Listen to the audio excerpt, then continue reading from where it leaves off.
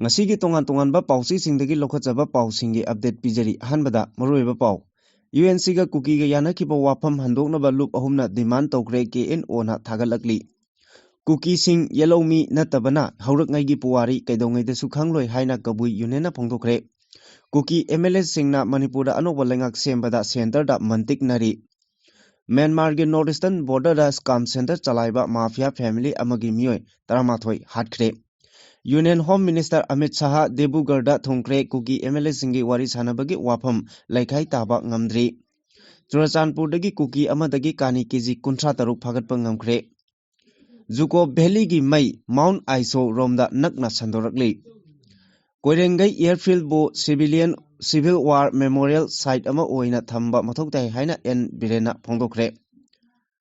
Sunglai leitaba khul amabu kuki village oina sakhanglakbada naga loop singi marakta penadre inpui naga loop singna UNC da sendoraknaba taksinkre. Manipurda anogwa lengak coming soon 50-50 da lairi lengak sembagi matangda kuki MLA kharaga Amit Shah ga unagadori. Thado NP Manipurna hingsa amasung khulaigi muknabagi mayokta laigani haina miyamda phongdorakli. March 13 phawbada IDP lising nimfu hena resettle townaba lengakna pandam thamli. BJP ga makhata na chapminaduna lengak semlakbada NPF na chagotkani haina MLA Dingona phongdokre. Adomna haujik yengberiba channel asi kanglei pauthang YouTube channel ni channel asida iramdam amadi mapalamgi maru oiba pausingi update taba amadi yengba phangbigani channel asina pau upload tawrakpa matamda adomgi device ta notification uba phangbinaba amadi channel asibu pungning thogatbiba oina sungsoi soidana subscribe tawbiduna bell icon nambiu haijabaga loinana haujik pausing amuk sandokna pijari inpei nagagi khul kuki gi malanba mongda thadokiba warol adugi matangda United Naga Council UNC na mapungphana sengdokadabani haina loop ahumna taksinkre. All Inpui Student Union, Inpui Naga Youth Organization amasung Inpui Naga Women's Union na UNC gi President da pisinkiba cherol amada hai. Kuki NP Manipur amadi UNC na tha asigi kuntareta thadokhiba joint statement adu parubada angakpa poi. Naga singi apex body ama oiriba UNC na ke Songlong village pu kuki singi khul oina sakhangbagi mawongda thadorakhiba cherol aduna miyamda chamamnaba pokhale. Mafam aduda ke Songlong Koba khul amata laite lengaki record su yaute kumja lising ani tara tereta Inpui gi lamda farmhouse ani kak sakhi Tanphoi Mon area da farmhouse ani sakhi badu customary law natraga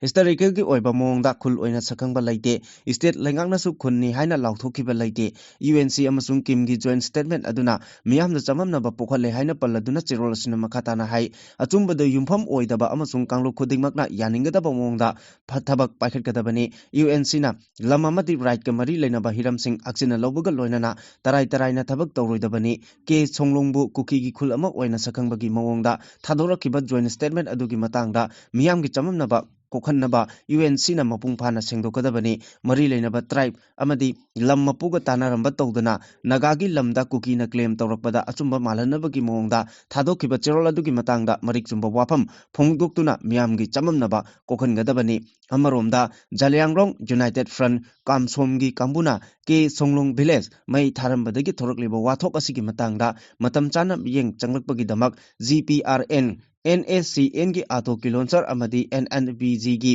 convener and Kitobhi Jimomibu Kuki National Organization na thagatpa phongdorakli. Ningsingba thoktraba matamdagi aikoigi ipa ipu singna sagonaduna lakraba ta'na thanaba yadraba kaubru singa masung thangjing singi khubam asi maitei khaktagi oina kuki singna uribasi langani makoina iramdam asigi yalomi amata nattabana haurakngagi puwari kaidongai desu khangloi haina kabu union manipurna thadorokpa cherolaman hairi cherolasina makhatana hai kaubru amsung thangjingi laifamda lai khurumbada ayat akai pibasi lamdam asigi yalomi da singnabani haina loroidabagi maram laite thangjing chingda kabui salang maibana lairamba tingpui khul tarambagi wari amadi kabru chingda kabui singna khundaramba kabui long kabui wana singba singi wari puwari ga sagona duna haujiksu lakli moirang kanglei rolda kabui tomba kabui salang maibagi nungsiraba ibudo thangjinga tana thanaba yadraba puwari kaya miyamna khangnari Miramdagi haijilaklaga iramdam asibu munnaba honaribasing asidagi aikoi pumbana section minaba mathok tare natragadi khunai asi mutkhiba yai maram aduna February ahumgi ayuk pung 13 rom taba matamda Manipur Press Club ta CPPKT na pangthokadoriba Koburu amsung thangjingi khubam kannabagi mifam asida miyamna saruk yabinaba maru oina kabuisingsu saruk yanaba khangalakli Central BJP lengakna PR thamliba Manipur State ta Popular Government ama athubada semnaba honariba asida Kuki MLA singna karigumba center na makoina taliba dabi Union Territory with Legislature pigani haibagi aiba insurance pirabadi government na lengak sembagi thorang asida Kuki MLA singna support tawgani haina phongdokre di Purenna loba interview amada Churachandpur district ki High-Court AC dagi karakpa MLA Paumilian na Kuki MLA singi mahut siliga phongdokibada Manipur gi Kuki MLA singna karigumba Hauzik Central BJP lengaka chathariba negotiation asida government na Kuki Miyam amadi Kuki MLA singna taliba dabi Union Territory with Legislature asi aiba oina thajaba pirabadi Manipur da Anoba government ama sembagi thorang tawriba asida Kuki MLA sing support tawgani haikibaga loinana makhoi demand asi center na pidrabadi maduda thorakpa daita pumnamak makhoina thengnagani haina phongdokre aduga atopa masagi maming matha phongdokningdaba Manipur gi Kuki jo phuruptagi karakkiba MLA amana agency asida phongdokkibagi matung inna Kuki jo MLA singna taliba dabi sing asi center gi haiba indaba oina uragasu karisu kaide makoina party dagi tanthoklobasu makoida karigumba akaiba amata leite haina phongdokhi Manipur gi Kuki jo community gi karakhiba MLA singi mahut sinduna hariba MLA ani asina news agency da phongna makoigi aningba apamba aduda sab lepkhibagi wafam asina takliba asidi Kuki jo miyam amadi MLA singna pamliba Manipur da Union Territory with Legislature gi demand asi central government da mantiknaba amagum mayek sengna uthorakli haina agency asina phongdorakli Asia da khwaidagi achoba wathok oiriba Myanmar gi Northeastern border da scam center chalaiduna miyoi kayabu thabak pigani haina mika hallaga phajinduna thamlaba matungda yamlaba senpham sing ransom oina lowba amadi organ lalonbaga mari lainana China na maming leiraba family amagi miyoi 13 punna hakhre maming leiraba family gi miyoi 13 asi homicide illegal detention, fraud and gambling dance operate tawbaga mari lainana China gi Zhejiang province da leiba Supreme People's Court amana mamang sahi gi September thada sibagi dandi adu pikhibani court ki order matung inna China na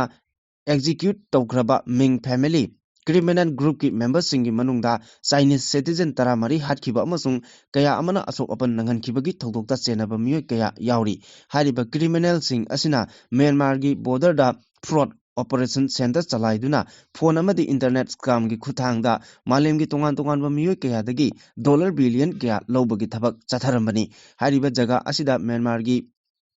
militia ga khuchamnaduna China gi miyoi singna lead tawba criminal syndicate singna chalaiba scam center kaya amasu hauzik leiri mamang sahi gi October thada Myanmar gi military na Myanmar amasung Thailand gi lonabada leiba maming leiraba scam center KK Park red tawduna miyoi lising ani gi mathakta phagatpasu laikhrabani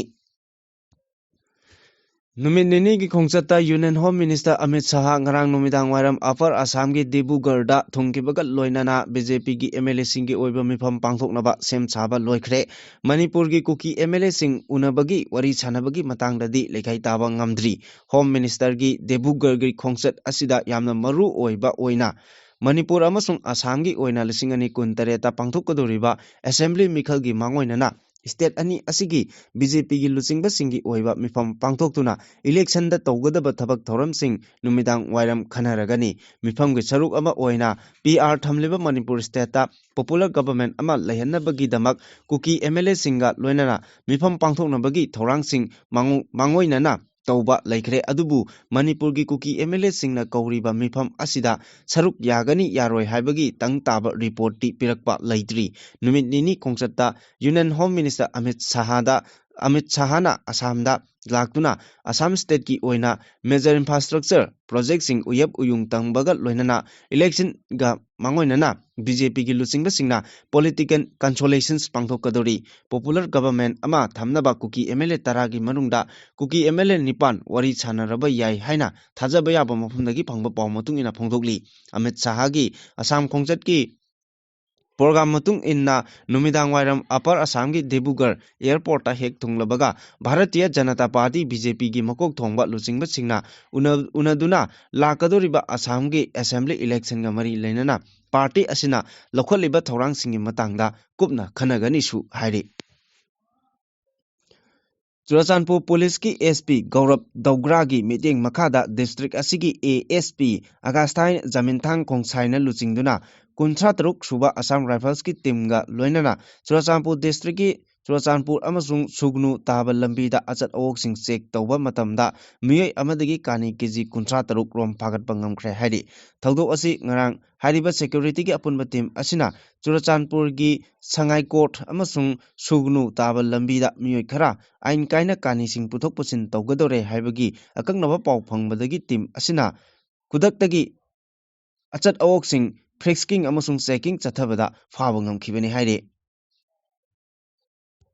Juko Valley gi Nagaland rom thangba umangda chakliba mai Manipur gi khwaidagi kwangba ching ama oiriba Mount Izo romda nakna chandoraktuna akoibagi khalda chaungna mipainingai ama oirakli hariba chingda chakliba lanmai ngasiga thana numit nini sure loinana nong chudaba matam oibaga loinana acid awantha oiba maramna thuna yangna mai aduna sandokduna chingmai kayada yangna chandorakli haina report tawri mafam adugi miyamna mai adu muthatnaba yamna kanna honarabasu Lanmai chakba aduna kanman kibana maram oiraga laksinaba honabada awaba ama oibaga loinana singnaba amasu mayoknari song Youth and Students Organization gi youth singna manak nakpada laiba miyamgi matenga loinana mai adubu makatana atei atopa mafam kayada sandokpadagi thingnaba war footing da tabak paikhali adum oinamak mafam aduda hakthengnana sangduna lairiba volunteer singi matung ina mai chakpa adugi phibam haujik aruba mongda lai hairi loinana mai chakpa thengnabada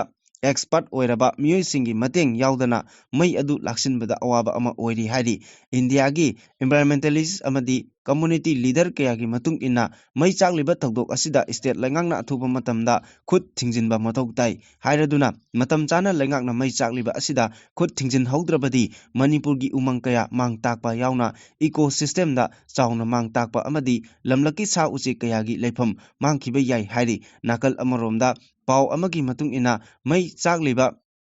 Mafamda National Disaster Responsible Force amadi State Disaster Response Force thajinaba Manipur gi Governor na thajaba pikre hairi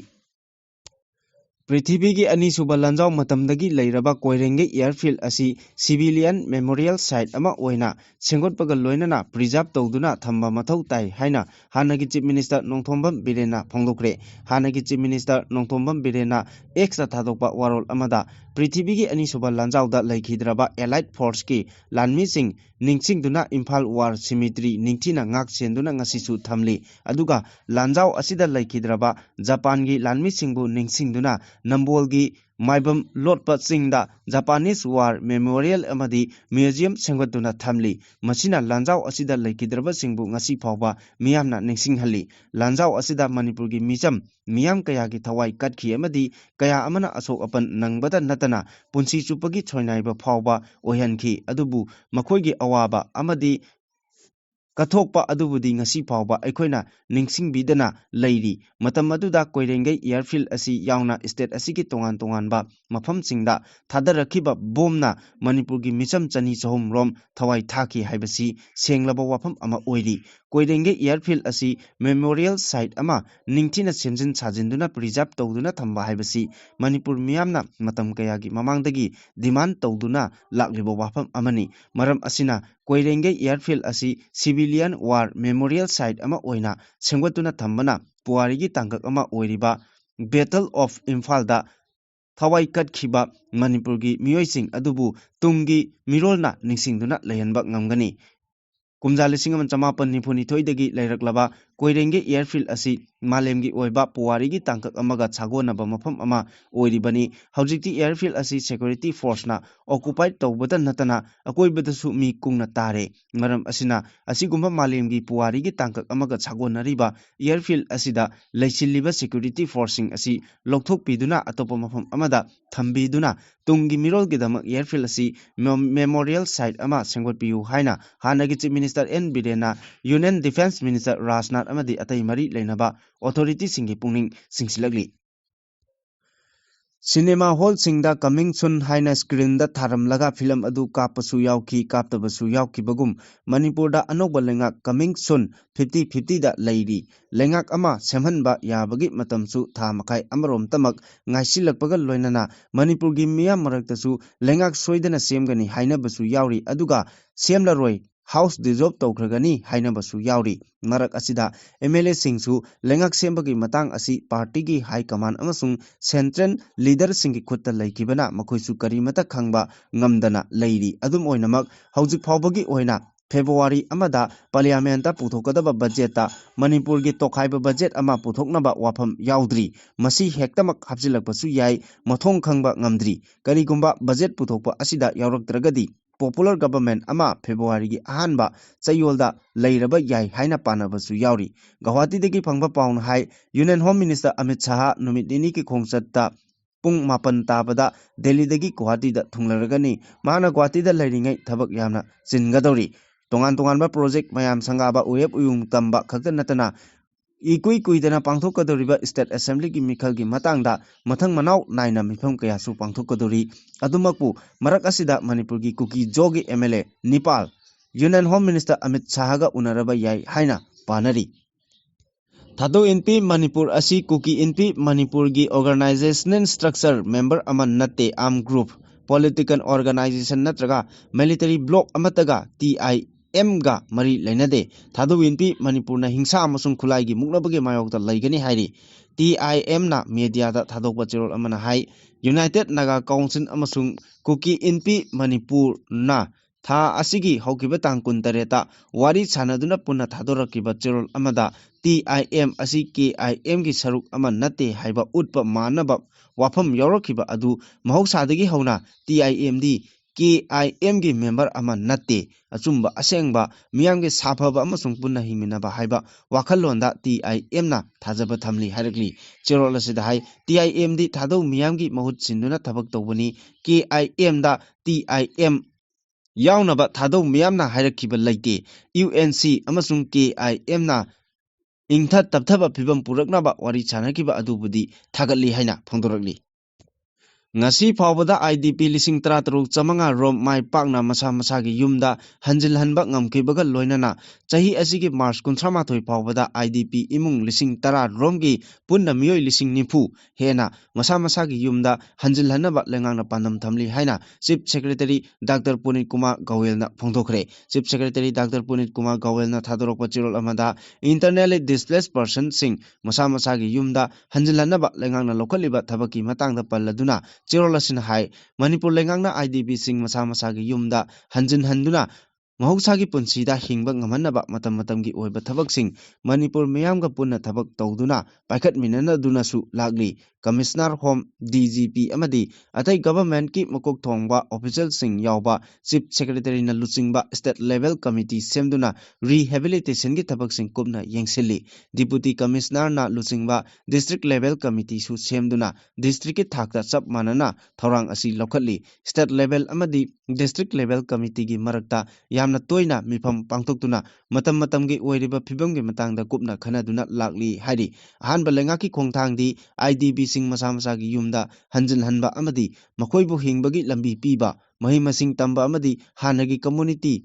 status ta hanjil hanba haiba asini IDP sing chumnagi masa masagi yumda hanjil hanba haiba adukhak lengaki pandam nate lengaki pandam di makoigi mahusagi punsida akiba leitana hanjil hanba amadi senthok lambi lehanna hinghanba aduni haina phongdokhi BJP ga makata na chanmina duna Manipur da BJP na lusingba lengak semlakpada NPF na mapung phana chawatgani loina na athubada Manipur da BJP na lusingba lengak ama soidana laklagani haina mau ACG MLA Losi Dikho na thajabat phongdokre wafam asi Sandel Christian Village da pangthokiba anal Naga Students Union ki Kuntra Nipan Rak Suba General Conference saruk yaraduna phongdokhibane mahana makata na hai hanasu BJP ga adum chanmina duna lakli makata na su chanmina khigani center gi maikai degi anoba lengak semlakpa matamda Naga People's Front NPF ki maikai degi angamba thakta mateng pangani aiki amaromda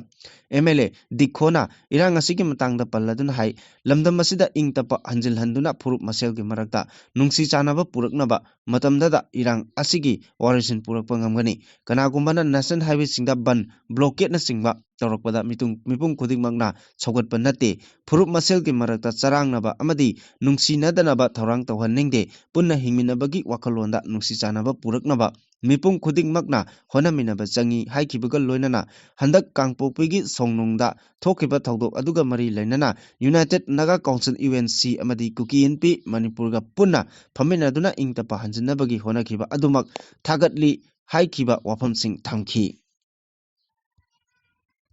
ꯃꯈꯥ ꯇꯥꯔꯛꯄ ꯄꯥꯎꯗ ꯀꯛꯆꯤꯡ district ꯁꯣꯃꯤꯜ ꯀꯝ ꯄ꯭ꯂꯥꯏꯋꯨꯗ ꯑꯃ ꯃꯩ ꯆꯥꯛꯄꯗꯒꯤ ꯑꯃꯥꯡ ꯑꯇꯥ ꯊꯣꯛꯈ꯭ꯔꯦ꯫ ꯊꯧꯗꯣꯛ ꯑꯁꯤꯗ ꯂꯨꯄꯥ ꯂꯥꯈ ꯀꯌꯥꯒꯤ ꯄꯣꯠꯂꯝꯁꯤꯡ ꯃꯥꯡꯍꯟꯈ꯭ꯔꯦ ꯍꯥꯏꯅ ꯐꯥꯌꯔ ꯁꯥꯔꯚꯤꯁꯇꯒꯤ ꯐꯪꯕ ꯄꯥꯎ ꯑꯃꯅ ꯍꯥꯏꯔꯤ꯫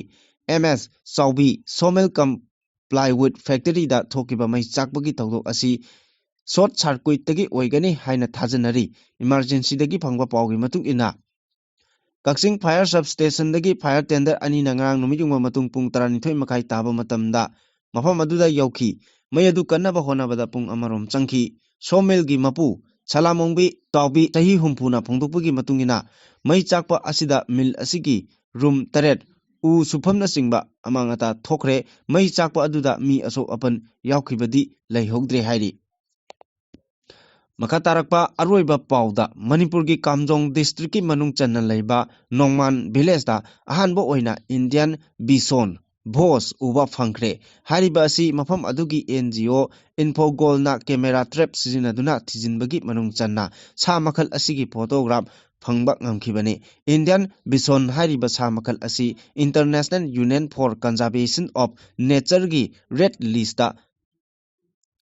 ꯂꯤꯁꯇ ꯃꯅꯨꯡ ꯆꯟꯕ ꯁꯥ ꯃꯈꯜ ꯑꯃꯅꯤ꯫ ꯁꯥ ꯃꯈꯜ ꯑꯁꯤꯕꯨ ꯊꯤꯅꯕ ꯀꯦꯃꯦꯔꯥ ꯇ꯭ꯔꯦꯞꯁꯤꯡ ꯊꯝꯈꯤꯕ ꯑꯗꯨ ꯏꯟꯐꯣꯒꯣꯜꯒꯤ ꯎꯈ꯭ꯔꯨꯜ ꯑꯃꯗꯤ ꯀꯥꯝꯖꯣꯡ ꯗꯤꯁꯇ꯭ꯔꯤꯛꯇ ꯋꯥꯏꯜꯗꯂꯥꯏꯐ ꯗꯥꯏꯕꯔꯁꯤꯇꯤꯒꯤ ꯃꯇꯥꯡꯗ ꯗꯣꯀꯨꯃꯦꯟꯇꯦꯁꯟ ꯇꯧꯅꯕ ꯑꯃꯗꯤ ꯗꯤꯁꯇ꯭ꯔꯤꯛ ꯑꯅꯤ ꯑꯁꯤꯒꯤ ꯃꯤꯌꯥꯝꯗ ꯂꯝꯂꯛꯀꯤ ꯁꯥ ꯎꯆꯦꯛ ꯌꯣꯛꯈꯠꯅꯕ ꯑꯦꯋꯥꯔꯅꯦꯁ ꯄꯤꯅꯕ ꯄꯥꯡꯊꯣꯛꯄ ꯄ꯭ꯔꯣꯖꯦꯛꯀꯤ ꯃꯅꯨꯡ ꯆꯟꯅ ꯆꯠꯊꯈꯤꯕꯅꯤ ꯍꯥꯏꯔꯤ꯫ ꯁꯔꯚꯦ ꯑꯗꯨꯗ ꯁꯤꯖꯤꯟꯅꯈꯤꯕ ꯀꯦꯃꯦꯔꯥꯁꯤꯡ ꯑꯗꯨꯅ ꯏꯟꯇꯔꯅꯦꯁꯅꯦꯜ ꯑꯣꯔꯒꯅꯥꯏꯖꯦꯁꯟ ꯑꯃ ꯑꯣꯏꯔꯤꯕ ꯑꯥꯏꯗꯤꯌꯥ ꯋꯥꯔꯜꯗꯅ ꯄꯤꯔꯛꯈꯤꯕꯅꯤ꯫ ꯂꯣꯏꯅꯅ ꯏꯟꯗꯤꯌꯟ ꯕꯤꯁꯣꯟ ꯁꯥ ꯃꯈꯜ ꯑꯗꯨꯒꯤ ꯐꯣꯇꯣꯒ꯭ꯔꯥꯐ ꯐꯪꯅꯕ ꯍꯣꯠꯅꯕꯗ ꯃꯔꯨꯑꯣꯏꯅ ꯅꯣꯡꯃꯥꯟ ꯚꯤꯂꯦꯖꯀꯤ ꯈꯨꯟꯖꯥꯁꯤꯡꯅ ꯆꯥꯎꯅ ꯃꯇꯦꯡ ꯄꯥꯡꯈꯤ ꯍꯥꯏꯔꯤ꯫ ꯅꯣꯡꯃꯥꯟ ꯚꯤꯂꯦꯖꯗ ꯏꯟꯗꯤꯌꯟ ꯕꯤꯁꯣꯟ ꯁꯥ ꯃꯈꯜ ꯑꯁꯤ ꯎꯕ ꯐꯪꯂꯛꯈꯤꯕꯒ ꯂꯣꯏꯅꯅ ꯈꯨꯜ ꯑꯗꯨꯒꯤ ꯈꯨꯟꯖꯥꯁꯤꯡꯅ ꯁꯥ ꯃꯈꯜ ꯑꯁꯤꯕꯨ ꯉꯥꯛ ꯁꯦꯟꯅꯕ ꯑꯃꯗꯤ ꯃꯈꯣꯏꯒꯤ ꯂꯩꯐꯝ ꯉꯥꯛ ꯁꯦꯟꯅꯕ ꯑꯃꯨꯛꯀ ꯍꯦꯟꯅ ꯑꯀꯟꯕ ꯋꯥꯁꯛ ꯂꯧꯈ꯭ꯔꯦ꯫ ꯂꯣꯏꯅꯅ ꯏꯟꯐꯣꯒꯣꯜꯒꯤ ꯑꯃꯁꯨꯡ ꯅꯣꯡꯃꯥꯟ ꯚꯤꯂꯦꯖꯀꯤ ꯀꯝꯃꯨꯅꯤꯇꯤ ꯑꯅꯤꯅ ꯄꯨꯟꯅ ꯊꯣꯛꯄ ꯁ꯭ꯇꯦꯠꯃꯦꯟꯠ ꯑꯃꯒꯤ ꯃꯇꯨꯡ ꯏꯟꯅ ꯈꯨꯜ ꯑꯁꯤꯒ ꯌꯨꯝꯂꯣꯟꯅꯔꯤꯕ ꯑꯇꯣꯞꯄ ꯈꯨꯜꯁꯤꯡꯒꯤ ꯈꯨꯟꯖꯥꯁꯤꯡꯅꯁꯨ ꯁꯥ ꯃꯈꯜ ꯑꯁꯤꯕꯨ ꯉꯥꯛ ꯁꯦꯟꯅꯕ ꯍꯣꯠꯅꯕꯗ ꯑꯃꯠꯇ ꯑꯣꯏꯅ ꯆꯠꯃꯤꯟꯅꯅꯕ ꯑꯄꯤꯜ ꯇꯧꯔꯛꯂꯤ꯫ ꯏꯟꯐꯣꯒꯜ ꯄ꯭ꯔꯣꯖꯦꯛꯠ ꯗꯤꯔꯦꯛꯇꯔ ꯄꯥꯇ꯭ꯔꯤꯛ ꯁꯥꯍꯥꯒꯤ ꯃꯥꯏꯀꯩꯗꯒꯤꯁꯨ ꯑꯣꯔꯒꯅꯥꯏꯖꯦꯁꯟ ꯑꯁꯤꯅ ꯅꯣꯡꯃꯥꯟ ꯚꯤꯂꯦꯖꯗ ꯂꯝꯂꯛꯀꯤ ꯁꯥ ꯎꯆꯦꯛ ꯉꯥꯛ ꯁꯦꯟꯅꯕ ꯑꯃꯗꯤ ꯑꯦꯋꯥꯔꯅꯦꯁ ꯄꯤꯕꯒ ꯂꯣꯏꯅꯅ ꯑꯀꯣꯏꯕꯗ ꯂꯩꯕ ꯈꯨꯜꯁꯤꯡꯗꯁꯨ ꯑꯦꯋꯥꯔꯅꯦꯁ ꯄꯤꯕꯒꯤ ꯊꯕꯛ ꯀꯟꯈꯠꯂꯒꯅꯤ ꯍꯥꯏꯈꯤ꯫ ꯏꯟꯐꯣꯒꯣꯜꯒꯤ ꯄ꯭ꯔꯁꯤꯗꯦꯟꯠ ꯌꯨꯡꯁꯨꯡ ꯁꯩꯖꯥꯒꯤ ꯃꯥꯏꯀꯩꯗꯒꯤ ꯍꯥꯏꯔꯤꯕ ꯁꯥ ꯃꯈꯜ ꯑꯁꯤꯒꯤ ꯍꯧꯖꯤꯛ ꯂꯩꯔꯤꯕ ꯃꯁꯤꯡꯒꯤ ꯃꯇꯥꯡꯗ ꯃꯔꯨꯑꯣꯏꯕ ꯑꯗꯨ ꯐꯣꯡꯗꯣꯛꯂꯗꯨꯅ ꯍꯥꯏ꯫ ꯁꯥ ꯃꯈꯜꯁꯤꯡ ꯑꯁꯤ ꯌꯥꯝꯗ꯭ꯔꯦ꯫ ꯁꯥ ꯃꯈꯜ ꯑꯁꯤꯕꯨ ꯉꯥꯛ ꯁꯦꯟꯅꯕ ꯑꯃꯗꯤ ꯃꯈꯣꯏꯕꯨ ꯌꯣꯛꯈꯠꯄꯅ ꯑꯣꯔꯒꯅꯥꯏꯖꯦꯁꯟ ꯑꯁꯤꯒꯤ ꯈ꯭ꯋꯥꯏꯗꯒꯤ ꯃꯔꯨꯑꯣꯏꯕ ꯊꯧꯗꯥꯡ ꯑꯣꯏꯔꯒꯅꯤ ꯍꯥꯏꯈꯤ꯫